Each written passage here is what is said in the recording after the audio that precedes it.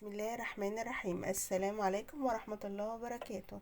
ازيكم يا حبايبي؟ عاملين ايه؟ كل سنة وانتم طيبين وسنة سعيدة عليكم. داخل علينا العيد بقى ومحتاجين وصفات حلوة بقى للكبدة. هنعمل مع بعض وصفة بسيطة وسهلة، مفيش ابسط من كده. هتطلع معاكم الكبدة جميلة وجوسي، وبصوا لونها في منتهى الجمال.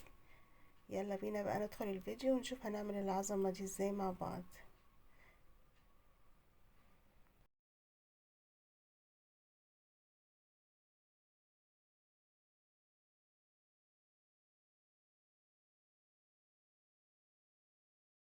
يلا بينا بقى نغرف الكبدة. بصوا بقى لونها عظمة بجد. لايك حلو بقى للكبدة الجميلة دي. يلا بقى ندخل الفيديو ونشوف الطريقة. انا صينية سخنة هننزل بشوية زيت ومعلقة ليا كده تديني بقى بالكبدة كده تدريجيا عشان الطاسة ما تبردش معانا. انا هنا مقطعة مكعبات، مش عاملاها اسكندراني. اعملوا بقى الطريقة اللي تعجبكم.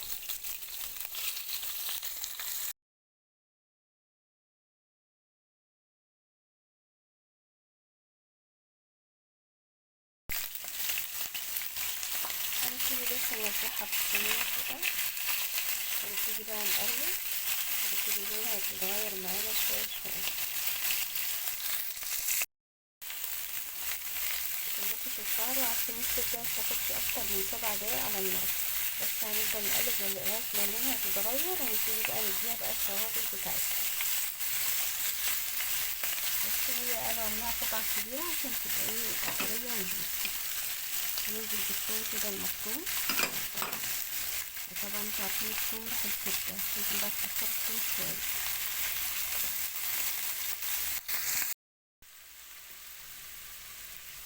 وهننزل كده بايه بمعلقة كزبرة صغيرة، وهتدينا بقى ريحة ايه. وهنكمل تقليب كده، وهننزل بربع كوباية خل. وبقى الله على الريحة.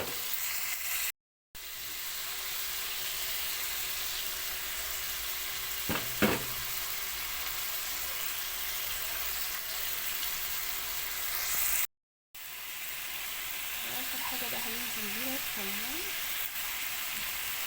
الريحة بجد عظمة.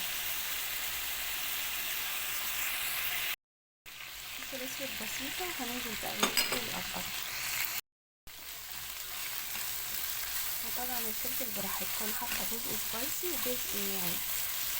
طبعا الكبدة كل ما تكون سبايسي بتكون طعمها طبعا جميل.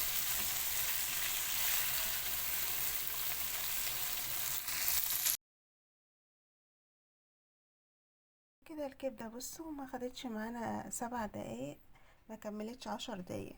واهم حاجة يا حلوين ما تزودوش في سوى الكبدة، كل ما بتزودوا في سواها بتشد معاكم وتبقى ناشفة جدا، لكن الطريقة دي بتخليها جوسي وطرية وتحفة. بصوا بقى شكلها ولونها.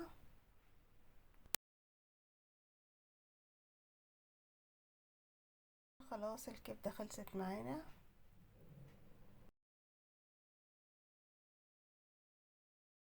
بصوا بقى لونها وجمالها. تقدروا بقى تعملوها في سندوتشات، تقدموها مع مكرونة مع رز براحتكم. مفيش اسهل من كده وابسط من كده. كل سنة وانتم طيبين وسنة سعيدة عليكم وعلى الأمة الإسلامية. استنوني إن شاء الله فيديوهات جديدة، والسلام عليكم ورحمة الله وبركاته.